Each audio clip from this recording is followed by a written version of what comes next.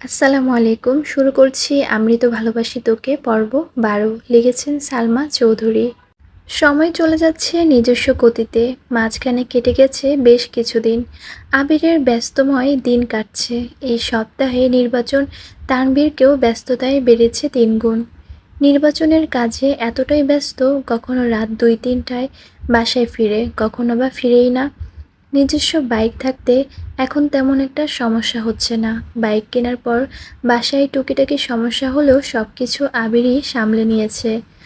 আগামী মাসে ঢাকা বিশ্ববিদ্যালয়ে অ্যাডমিশন টেস্ট, তার কিছুদিন পর মেডিকেল পরীক্ষা, কোচিংয়ের ক্লাস শেষ। এখন শুধু মডেল টেস্ট পরীক্ষা চলছে। 10টার থেকে 12টা পর্যন্ত কোচিংয়ের পরীক্ষা হয়। পরীক্ষা পড়া, জান্নাত আপুর পড়া, তার সাথে নিজস্ব পড়ার চাপ তো রয়েছে। তবে সব কিছুর মাঝেও আবির ভাই যেন মেঘের সমস্ত পৃথিবী ঘিরে রয়েছে। সকালে আর রাতে বেলকনিতে দাঁড়িয়ে আবিরকে দেখার জন্য মেঘের অভ্যাসটা পরিণত হয়ে গেছে। শুক্রবারটা শুধু ব্যতিক্রম। তবে শুক্রবার মেঘ নাস্তা খেতে যাওয়ার আগে চুপি চুপি আবির ভাইয়ের দরজার পর্যন্ত এসে আবির ভাইকেই দেখে যায়। ধরা পড়ার ভয়ে রুমের ভেতরে ঢোকে না। আজ আবিরের অফিসে মিটিং আছে। রেডি হয়ে কোনো রকমে হালকা নাস্তা করেই বেরিয়ে পড়েছে। প্রথমে বাবার অফিসে কাজ শেষ করতে হবে। 12টায় মিটিং টাইম দিয়েছে। 11টা 50 নাগাদ আবির নিজের অফিসে পৌঁছেছে। রাকিবের পার্সোনাল সমস্যার জন্য এখনও অফিসে আসতে পারেনি। আবির রাকিবকে কল দিয়ে জিজ্ঞেস করেছে, কই তুই? আমি কি ওয়েট করব নাকি মিটিং শুরু করব? রাকিব জ্যামে আটকে আছে। ঢাকা শহরের জ্যাম মানে লাগছে লাগছে তো লাগছেই, শেষ আর হবে না। রাকিব ঠান্ডা সুরে বলল, তুই শুরু কর, আমি কাছাকাছি আছি, আসতেছি। আবির আর কথা বাড়ায়নি, জাস্ট 12টার মিটিং শুরু করেছে। 2 মিনিটও হয়নি কথা শুরু করেছে। এর মধ্যে টেবিলে রাখা মোবাইল ফোনে ভাইব্রেশন হচ্ছে। বিরক্তিতে কপাল কুঁচকে ফোনের দিকে তাকাতেই রীতিমতো আশ্চর্য হয়ে গেল। কাঙ্ক্ষিত নাম্বার থেকে অনাকাঙ্ক্ষিত সময়ে কল চলে আসছে। সহসা আবিরের ঠোঁটে হাসি ফুটে উঠেছে। সামনে বসে থাকা স্টাফরাও অবাক চোখে সেই হাসি দেখছে, কারণ এই মানুষটা অফিসে থাকাকালীন ভুল করেও হাসে না। প্রয়োজন ছাড়া কারো সাথে কোনো কথাও বলে না। গোমড়ামুখ মানুষের হাসি এত সুন্দর হয়, তারা হয়তো সেটা ভেবে চেয়ে আছে। আবির ফোন হাতে নিয়েছে। ফোনের স্ক্রিনে নাম ভেসে উঠেছে, হৃদয়হরণী। সাথে একটা হাস্যোজ্জ্বল ছবি। নাম্বারটা আরও 1 বছর আগে সেভ করে রাখা ছিল আবিরের ফোনে, কিন্তু এই প্রথমবার কল আসছে। আবির সবার উদ্দেশ্যে বলল, এক্সকিউজ মি। কলটা রিসিভ করে। বুকের ভেতর হৃৎপিণ্ডটা খুশিতে ধুকপুক করছে। আবির কিছু বলার আগেই ওপাশ থেকে কান্নার শব্দ ভেসে আসছে। 1 সেকেন্ডেই আবিরের হাসি গায়েব হয়ে গেছে। বুকের ভেতরটা মোচড় দিয়ে উঠেছে। ফোনের ওপাশ থেকে কান্নাজড়িত কণ্ঠে ডাকলো, আবির ভাই। এই ডাকে আবিরের হৃদয় ভেঙে বিচূর্ণ হয়ে যাচ্ছে। কপাল কুঁচকে পুরো কণ্ঠে প্রশ্ন করলো, কি হয়েছে তোর? কান্নার তোপে কথা বলতে পারছে না, ঘন ঘন শ্বাস নিচ্ছে। আবির পুনরায় ডাকলো, এই মেঘ, কি হয়েছে তোর? মেঘ কোনোরকম বলল, একটা ছেলে আমার হাত ধরে। এতটুকু বলতেই আবার কান্না শুরু করেছে। আবিরের বুকের ভেতর তাণ্ডব চলছে। তীব্র যন্ত্রণা শুরু হয়েছে বুকে। সেই যন্ত্রণা বুক খুঁড়ে বেরিয়ে আসতে চাইছে। হৃদয়ের তোলপাড় চোখে ভাসতে বেশি সময় লাগেনি। চোখের বর্ণ পরিবর্তন হতে শুরু করেছে। ক্ষণিকের ব্যবধানে রক্তবর্ণ ধারণ করেছে চোখ। রুমে 3টা এসি চলছে, তারপরও আবির ঘেমে একাকার হয়ে যাচ্ছে। আবির উদ্বিগ্ন কণ্ঠে প্রশ্ন করল, কোথায় আছিস? মেঘ কাঁদতে কাঁদতে জায়গায় নাম বলল। আবির শক্ত কণ্ঠে বলল, আমি এক্ষুনি আসছি। Meeting of. কথাটা বলে আবির ভীষণ তাড়াহুড়োতে মিটিংয়ে রুম থেকে বেরিয়ে গেছে। সবাই আশ্চর্য বনে গেছে। আবিরের চোখ টকটকে লাল হয়ে গেছে। পরনের ব্লেজার খুলে নিজের রুমের দরজার থেকে ভিতরে ছুঁড়ে ফেলে বের হয়ে যাচ্ছে। আবিরের পিএস ছুটে এসে ডাকছে, কোথায় যাচ্ছেন স্যার? আজকের মিটিংটা অনেক গুরুত্বপূর্ণ। আবির অগ্নির দৃষ্টিতে চেয়ে বলল, আমার যাওয়াটা এর থেকেও অনেক বেশি দরকার। আটকেও না আমায়। কথার রাগের তীব্রতা স্পষ্ট। পিএস চিন্তিত সুরে বলল, স্যার ওখানে একটু পরে গেলে হয় না? অথবা অন্য কেউ গেলে মিটিংটা আপনি করতে পারতেন। আবির রাগান্বিত কণ্ঠে হুঙ্কার দিয়ে উঠল, কার বুকে এত সাহস যে আমার কলেজায় হাত দিছে? ওই, এখানে একটা গালি দেওয়া হয়েছে, তো এটা সেটা আমি আর বললাম না। আমার শান্তি হবে না। এর মধ্যে রাকিব অফিসে ঢুকছে। আবিরের চিৎকার শুনে ছুটে আসে। আবিরের এত ভয়ঙ্কর রূপ দেখে ভীত সুরে প্রশ্ন করে, মেঘের কিছু হয়েছে? আবির কোনো কথা না বলে রাগে কটকট করে করতে করতে চলে যাচ্ছে। রাকিব পিছন থেকে ডেকে বলে, আমি কি যাবো তোর সঙ্গে? আবির শক্ত কণ্ঠেই বলল, লাগবে না। আবির এক প্রকার দৌড়ে বেরিয়ে গেছে অফিস থেকে। রাকিব এবার পিএস এর দিকে চেয়ে শুধালো, কি হয়েছে? ছেলেটা শান্ত সুরে সব বর্ণনা করলো। রাকিব স্বাভাবিক কণ্ঠে শুধালো, কোনো কথায় মেঘ নাম শুনেছ? ছেলেটা উপর নিচ মাথা নাড়ালো। রাকিব দীর্ঘশ্বাস ছেড়ে গম্ভীর কণ্ঠে বলল, ভাই, আজ প্রথমবার আবিরের পথ আটকাইছো, তাই তোমার কিছু করে নেই। ভবিষ্যতে আর কোনোদিন আবিরকে আটকানোর চেষ্টা করো না, তাহলে ওর সম্পূর্ণ রাগ তোমার উপর ঝাড়বে।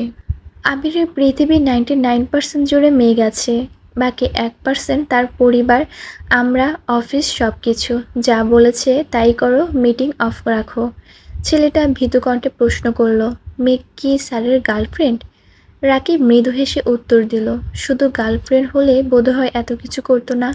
আবির বেঁচে আছে শুধু এই মেঘের জন্য, না হয় কবেই পৃথিবীর মায়া ত্যাগ করে চলে যেত। ছেলেটা কপাল কুঁচকে তাকিয়ে আছে রাকিবের দিকে। রাকিব তা বুঝতে পেরে স্বাভাবিক কণ্ঠে বলল, সেসব বাদ দাও, কিন্তু ভবিষ্যতে এমন কাজ আর করো না। অন্ততপক্ষে মেঘের ব্যাপারে তো কোনোদিনই নাক গলাবেই না।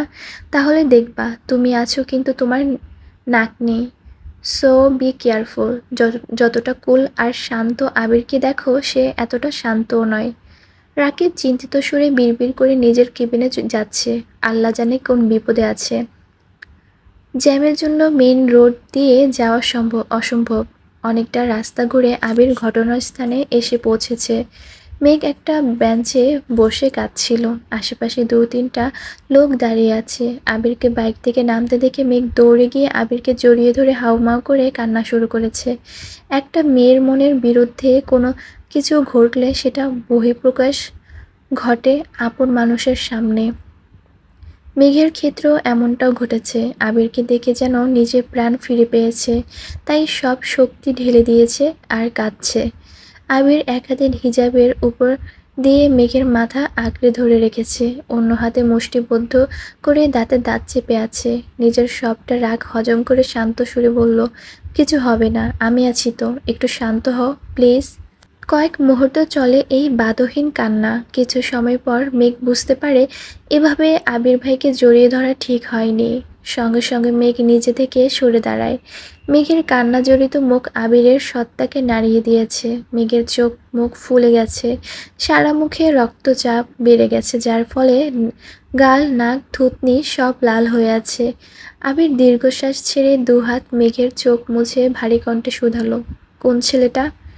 মেঘ ঘাড় ঘুরিয়ে তাকালো। আবিরের চোখ ও সেদিকে পড়েছে। একটা ছেলে গাছের দাঁড়িয়ে আছে, তাকে ঘিরে 4-5 জন লোক দাঁড়িয়ে আছে। আবির কোনো কথা না বলে ছেলের কাছে গিয়ে এলোপাতাড়ি ঘুষি লাথি শুরু করেছে। আচমকা আক্রমণে ছেলেটা বেসামাল হয়ে গেছে। আশেপাশে থাকা 4-5 জন ভয়ে কিছুটা দূরে সরে গেছে। আবিরের রাগান্বিত চাউনি আর মুখ দেখে তারা যেন আটকাতে সাহস পাচ্ছে না। মেঘ বিস্ময় চোখে আবির ভাইয়ের পানে চেয়ে আছে। আবির ভাইয়ের এই রূপ জীবনে প্রথমবার দেখছে। বাসায় কয়েকবার শুনেছে আবির ভাই মারপিট করেছে, কিন্তু আজ তা নিজের চোখে দেখছে। থরথর করে কাঁপছে অষ্টাদশের ছোট্ট দেহ।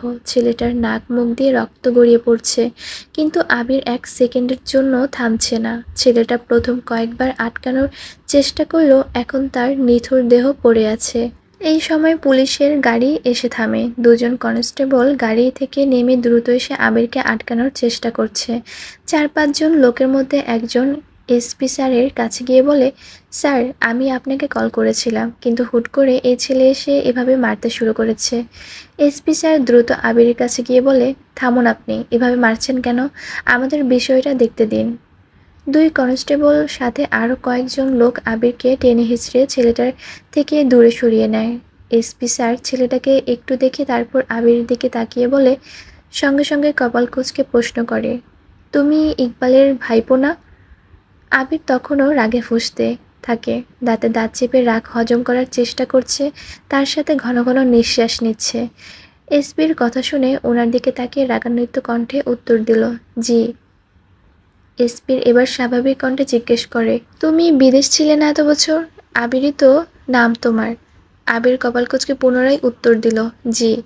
এসপি মৃদু হেসে বলে, আমি ইকবালের কলেজ ফ্রেন্ড। ছোটবেলায় তোমাদের বাসায় অনেকবার গিয়েছি। এখনও ইকবালের সাথে মাঝে মাঝেই কথা হয় আমার। তা তুমি এ ছেলেকে এইভাবে মারছিলে কেন? আবির ঘাড় ঘুরিয়ে মেঘের দিকে তাকিয়েছে। মেঘ নিশ্চুপ বাইকের পাশে দাঁড়িয়ে বৃহৎ চোখে চেয়ে আছে। শরীরের কম্পন এখনো তীব্র। আবিরের সাথে সাথে এসপিও ঘাড় ঘুরিয়ে মেঘের দিকে তাকালো। আশেপাশে লোক বলছে, স্যার, ওই মেয়েটার সাথেই অসভ্যতা করেছে ছেলেটা। এসপি আবিরের দিকে চেয়ে জিজ্ঞেস করলো, তোমার বোন? আবির মেঘের দিকে চেয়ে উত্তর দিল, চাচাতো বোন। এসপি একবার ছেলেটাকে দেখছে, আশেপাশে মানুষের কথা শুনছে, তারপর আবিরকে কিছুটা সরিয়ে সাইডে নিয়ে বলল, তোমরা আমার পরিচিত। আমি চাই না এই বয়সে তোমরা কোনো কেসে ফেসে যাও। সামনে তোমাদের ভবিষ্যৎ আছে। আর ওরা নেশাখোরের, ওদের বড় বড় লোক আছে। আমরা ওই গ্যাংটা ধরার চেষ্টা করছি। তাদের ধরতে পারলে এরা কিছুই না। তাই বলি তুমি তোমার বোনকে নিয়ে চলে যাও, বিষয়টা আমি দেখছি। আবির কথাগুলো শুনল, দুহাত এখনো মুষ্টিবদ্ধ করে কটমট করছে। বুঝতে পারল এখানে কিছু বলে লাভ নেই, তাই কথা না বলেই মেঘের কাছে চলে গেছে। এসপি আর 2 কনস্টেবল আহত ছেলেটাকে নিয়ে থানায় চলে যাচ্ছে। আবিরের এলোমেলো চুল, ঘামে ভেজা শার্ট শরীরের সাথে চেপে আছে। চোখ মুখে ঘাম আর রাগ দুটাই জ্বলজ্বল করছে। চোখ এখনো লাল রঙে হয়ে আছে। কয়েক সেকেন্ডের মেঘের কাঁপাকাঁপি দেখে আবির চলে গেল। দোকান থেকে একটা পানির বোতল কিনে নিজের চোখে মুখে পানি দিল, সাথে মাথায় কিছুটা পানি ঢেলে রাগ কমানোর চেষ্টা করছে। মেঘের কাছে গিয়ে তপ্ত স্বরে বলল, নে পানি খা। মেঘ আবিরের দিকে চেয়ে কাঁপা কাঁপা হাতে বোতলটা নিল। আবিরের চুলের পানি মুখে পড়ছে। মুখ থেকে পানি শরীরের নিচে টুকটুক করে পড়ছে। মেঘ নির্বোধে নিয়ে চেয়ে আছে। আচমকা আবির একটু নিচু হয়ে মেঘের ওড়নার মাথা টেনে নিজের মুখ আর চুল মুছতে শুরু করেছে। আবিরের এমন কাণ্ডে মেঘ যেন আশ্চর্য বনে গেল। আবির চোখ মুখ মুছে পুনরায় মেঘের দিকে চেয়ে শান্ত কণ্ঠে বলল, মনে কর তুই কিছু দেখিসনি। এখন একটু পানি খা। মেঘ ঢকঢক করে কিছুটা পানি খেয়ে দীর্ঘশ্বাস ফেলল। ছেলেটা আচরণটা যত ভয় ভয় পেয়েছিল তার থেকেও 3 গুণ ভয় পেয়েছে আবির ভাইয়ের পেটানো দেখে। তখনই রাকিব কল করেছে। আবির কল রিসিভ করে ঠান্ডা কণ্ঠে বলল, বল। রাকিব চিন্তিত স্বরে শুধালো, ঝামেলা কি বেশি? আমি আমি আর রাসেল কি আসবো? আবির ভারী কণ্ঠে বলল, না, আসতে হবে না, আমি চলে আসবো। রাকিব বলল, তাহলে কি মিটিং ডাকবো? আবির মেঘের দিকে চেয়ে দু সেকেন্ড ভেবে জানালো, হ্যাঁ, আসতেছি আমি। রাকিব চিন্তিত সুরে পুনরায় প্রশ্ন করল, মেঘ কোথায়? আবির জবাব দিল, আছে এখানে। রাকিব মৃদু হেসে প্রশ্ন করল, মেঘকে নিয়ে আসবি অফিসে? আবির বলল, হ্যাঁ, রাখছি বলে কল কেটে দিয়েছে। আবির ফোন পকেটে রাখতে রাখতে স্বভাবসুলভ ভারী কণ্ঠে শুধালো, এখন বাসায় না গেলে কি খুব সমস্যা হবে? আমার একটা মিটিং আছে। মিটিং শেষ করে তোকে বাসায় দিয়ে আসলে চলবে? মেয়ে ঘাড় কাত করে সম্মতি দিল, তারপর অফিসের উদ্দেশ্যে চলে গেছে। অফিস গেটের সামনে আসতেই রাকিব আর রাসেল একটা তাজা ফুলের তোড়া নিয়ে হাজির হলো। মেঘের দিকে চেয়ে তোড়া এগিয়ে দিয়ে হাসি মুখে রাকিব বলল, ওয়েলকাম ম্যাডাম। মেঘ কপাল কুঁচকে তাকিয়ে বলল, আমি ম্যাডাম হলাম কবে? আমি তো। এতটুকু বলতে আবির ধমকে উঠল, যা দিচ্ছে নে, এত কথা বলতে হয় কেন? মেঘ আর কথা বাড়ালো না, চুপচাপ ফুলের তোড়া নিল। তারপর আবিরের পেছন পেছন আবিরের কেবিনে চলে গেল। আবির কেবিনের দরজা আটকে বলল, হিজাব খুলে ওয়াশরুম থেকে ফ্রেশ হয়ে আয়। আর মেঘ কিছুক্ষণের মধ্যে হাত মুখ ধুয়ে হিজাব খুলে চুল ঠিক করে বেরিয়ে আসছে। আবির টেবিলের পাশে দাঁড়িয়ে ল্যাপটপে কিছু একটা চেক করছিল। মেঘ রুমে আসতেই আবির নিজের চেয়ার দেখিয়ে বলল, বস এখানে। মেঘ বিড়বিড় করে বলল, এটা তো আপনার চেয়ার। আবির চোখ রাঙিয়ে তাকাতেই মেঘ মাথা নিচু করে চুপচাপ আবিরের চেয়ারে বসে পড়ল। আবির 2 মিনিট ল্যাপটপে কাজ করে ভারী কণ্ঠে বলল, আমি শাওয়ার নিতে যাচ্ছি।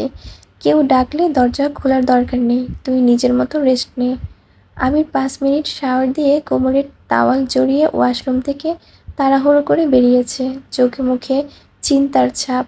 আচমকা আবিরকে এভাবে দেখে মেঘের বুকটা কেঁপে উঠল। উন্মুক্ত শরীর শুধু কোমর থেকে হাঁটুর নিচ পর্যন্ত ঢাকা। মেদহীন পেটে সিক্স প্যাকের হালকা চিহ্ন দেখা যাচ্ছে। শরীরে থাকা বিন্দু বিন্দু পানির কণাগুলো চিকচিক করছে। তা দেখে মেঘের হৃদস্পন্দনের মাত্রা বেড়ে যাচ্ছে। নিঃশ্বাস ভারী হয়ে আসছে।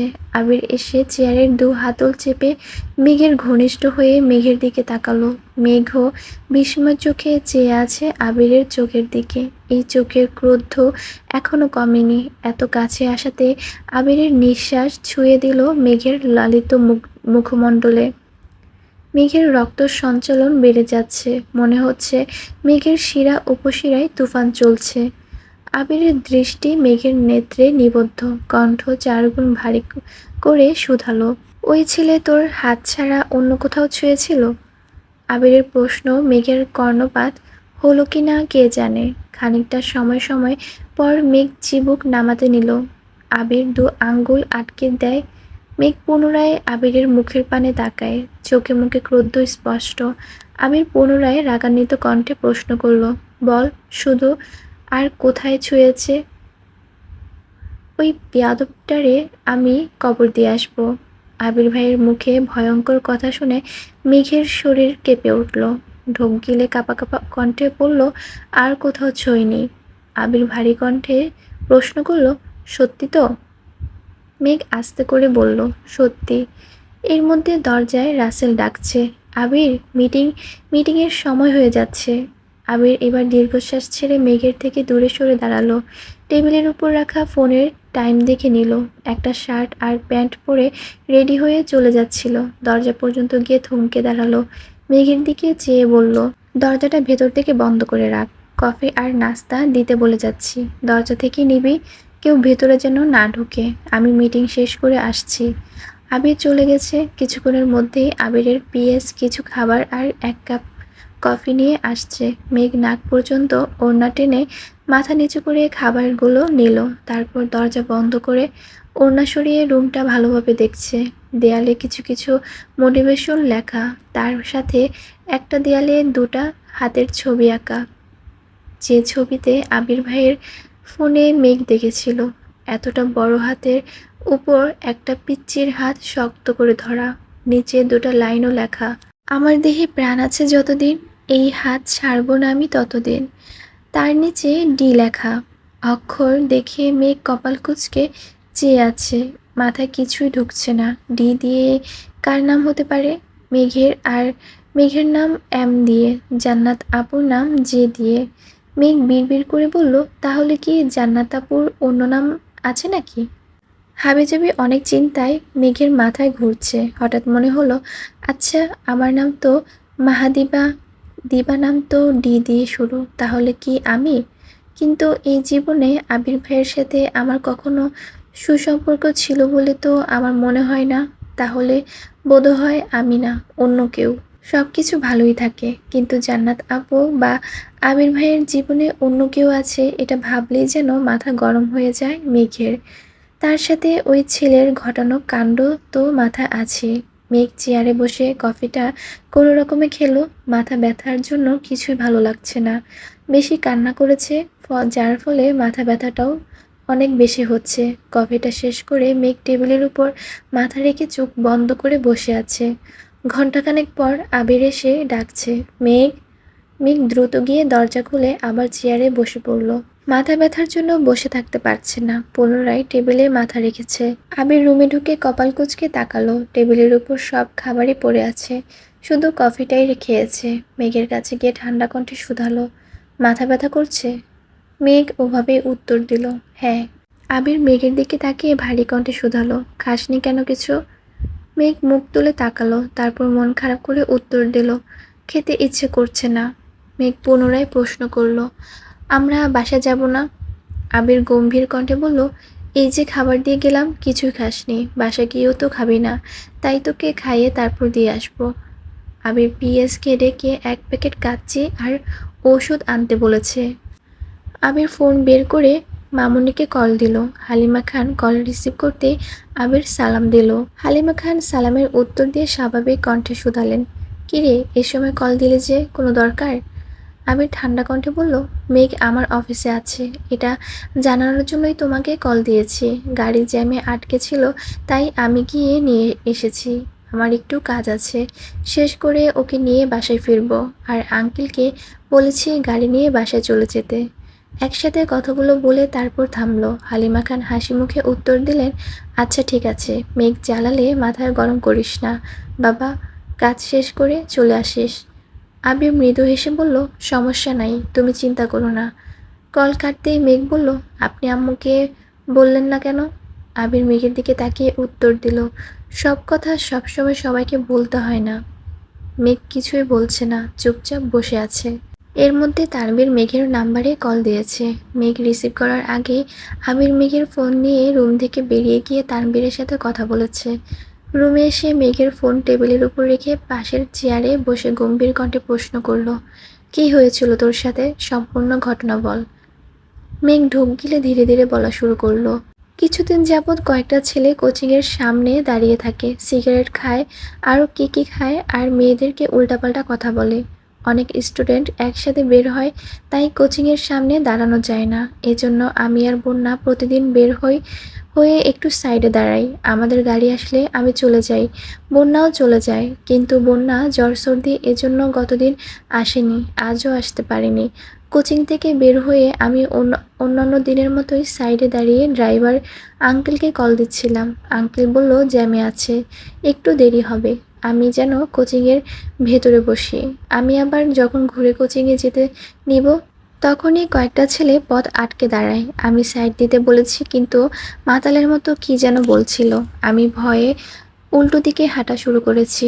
ওইখান থেকে একটা ছেলে আমার পিছু নিয়েছে। আমি দ্রুত হাঁটছিলাম আর ফোনে ভাইয়ার নাম্বারে কল দিচ্ছিলাম। ওই ছেলে বাজে বাজে কথা বলতে বলতে আমার কাছে চলে এসেছে। তারপর আমি দৌড় শুরু করি, ওই ছেলেও দৌড়ে এসে আমার হাতে চেপে ধরে। আশপাশে কোনো মানুষ নেই। আমি হাত ছাড়ানোর অনেক চেষ্টা করেছি, কিন্তু পারছিলাম না। চিৎকার করছি, কিন্তু কেউ নেই। ওই ছেলে আমার ধরতে নিলে দূর থেকে একটা লোক দৌড়ে আসে। ওই লোককে আসতে দেখে ছেলেটা দৌড়ে শুরু করে। অনেকটা যাওয়ার পর কয়েকজন মিলে ছেলেটাকে ধরে। আমি তখন আবারও ভাইয়াকে কল দিচ্ছি, ভাইয়া রিসিভ করেনি। তারপর বাধ্য হয়ে আপনাকে কল দিছে। ওই ছেলেকে আটকিয়ে 2-3 জন এসে আমাকেও নিয়ে গেছে সেখানে। অনেক জিজ্ঞাসাবাদ করেছে। পরে কেউ একজন পুলিশকে কল দিয়েছে। পূর্ণ মনোযোগ দিয়ে কথাগুলো শুনল আবির। দীর্ঘশ্বাস ছেড়ে নিজেকে শান্ত রাখার চেষ্টা করলো, কিন্তু তার চোখে যেন কিছুই শান্ত হতে চাইছে না। আবিরের চোখ রাগে জ্বলছে। আবির নিজের ফোন বের করে কি একটা টেক্সট কাকে পাঠিয়ে ফোন রেখে দুহাত টেবিলের উপর রেখে তারপরই মাথা রাখলো। তার এই ক্রুদ্ধমূর্তি ধারণকৃত রূপ কোনোভাবেই যেন মেঘ না দেখে, তাই নিজেকে আড়াল করার চেষ্টা করছে। মেঘ নির্বোধের ন্যায় আবির ভাইয়ের চুলের দিকে চেয়ে আছে। সামনের দিকে লম্বা চুলগুলো টেবিলে পড়ে আছে। মেঘ মৃদু হেসে নিজের ডান হাত এগিয়ে দিল আবির ভাইয়ের চুলের দিকে। টেবিলে পড়ে থাকা চুলগুলোকে আলতোভাবে ছুঁয়ে দিল। ধমকের ভয়ে হাত সরিয়ে নিল সঙ্গে সঙ্গে। আবিরের নীরবতা দেখে আবারও ছুঁয়ে দিল আবিরের চুলে। মেঘের এমন কাণ্ডে আবিরের লুকানো রাগান্বিত মুখমণ্ডল অকস্মাৎ হাসি ফুটে উঠেছে। ক্ষণিকের ব্যবধানে আবিরের রাগী অভিব্যক্তি বদলে গেছে। মেঘ কিছুক্ষণ আবিরের চুল নিয়ে দুষ্টামি করে, চুল ছেড়ে স্বাভাবিক হয়ে বসলো। তারপর শীতল কণ্ঠে ডাকলো, আবির ভাই। সহসা সেই চিরচেনা সুমধুর কণ্ঠে উত্তর দিল, হুম।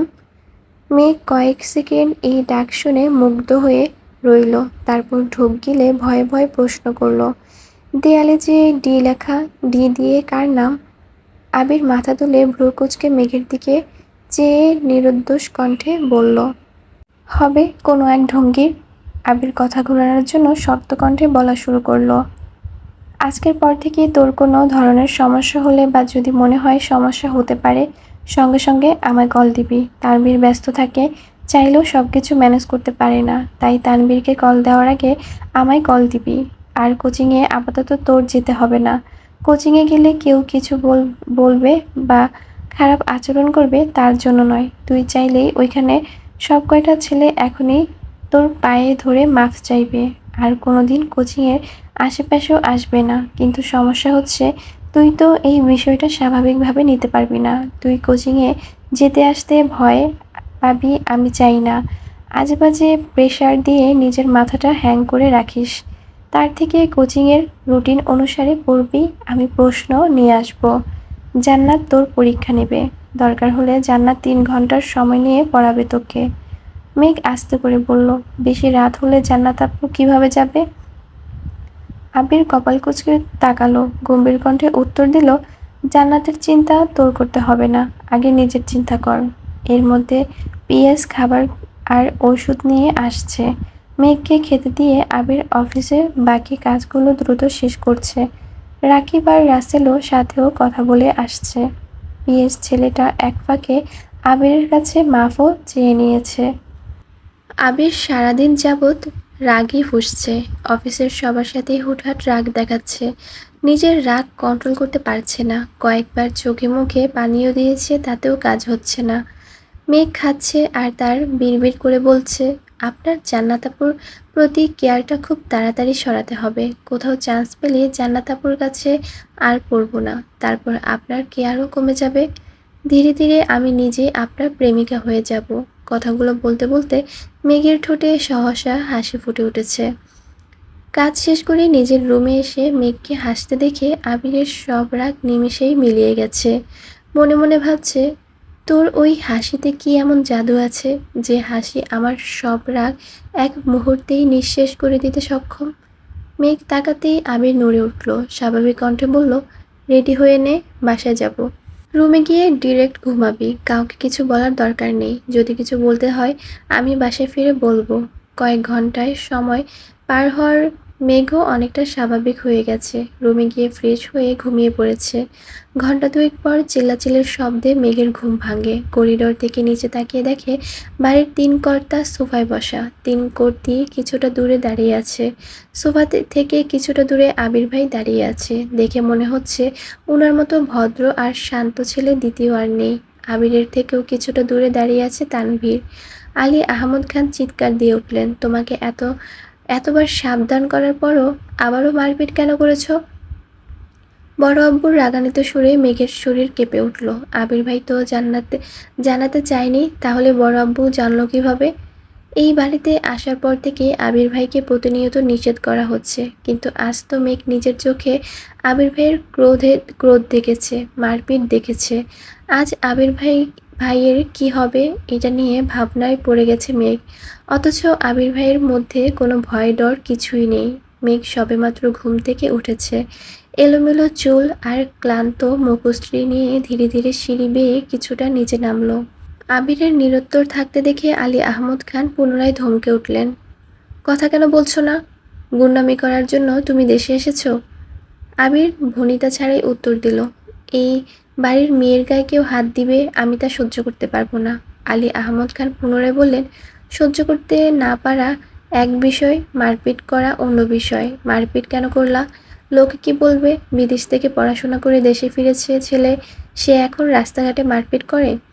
আবির মাথা নিচু করে ভারী কণ্ঠে বলল, আফসোস, আমাকে নিয়ে যতটা মাথা ঘামাচ্ছেন তার কিছুটা মাথা যদি ওই ছেলেগুলোর জন্য ঘামাতেন তাহলে কেন মেরেছি প্রশ্নটা আমায় করতেন না। মোজাম্মেল খান কঠিন সুরে বললেন, ওই ছেলেগুলোর জন্য আইন আছে, পুলিশ আছে। তোমাকে তো দায়িত্ব দেওয়া হয়নি। তুমি ছেলেকে না মেরে মেঘকে নিয়ে চলে আসতে পারতে। আবির বিড়বিড় করে বলল, আইন আর পুলিশ ছিল বলেই তো ওইগুলো আবার পিটাতে হয়েছে। ইকবাল খান চিন্তিত সুরে বললেন, দেখো আবির, এসপি আমার বন্ধু ছিল আর তোকে চিনছে বিধায় ঝামেলা করেনি, আর আমাকেও কল দিয়ে জানিয়েছে। এখানে অন্য কেউ থাকলে তো ঝামেলা হইতই। আলী আহমদ খান পুনরায় বলে উঠলেন, মান সম্মানের চিন্তা কি এই ছেলের আছে? আবির রাগ কন্ট্রোল করতে না পেরে চিৎকার করে উঠল, আমাকে ক্ষমা করবেন, আমি আপনাদের মতো ভদ্রলোকের মুখোশ পরে চলতে পারবো না, আর আপনাদের মতো পাষাণ হৃদয় নিয়ে বাঁচতে পারবো না। কেউ আমার গণ্ডিতে ছোঁয়ার চেষ্টা করলে সেই হাত ভেঙে দিতে আমি দ্বিতীয়বার ভাববো না। কথাগুলো বলে সিঁড়ি দিয়ে উঠতে গিয়ে মেঘকে দেখে দ্বিতীয়বার থমকে গেল। তোকে ঘুমাতে বলেছি না, বের হয়েছিস কেন সাহসে? আবিরের পেছন পেছন মেঘও নিজের রুমের দিকে ছুটে গেছে। ড্রয়িং রুমে পিনপতন নীরবতা। তানভীর নিষ্পলক তাকিয়েছিল আবিরের যাওয়ার পথে।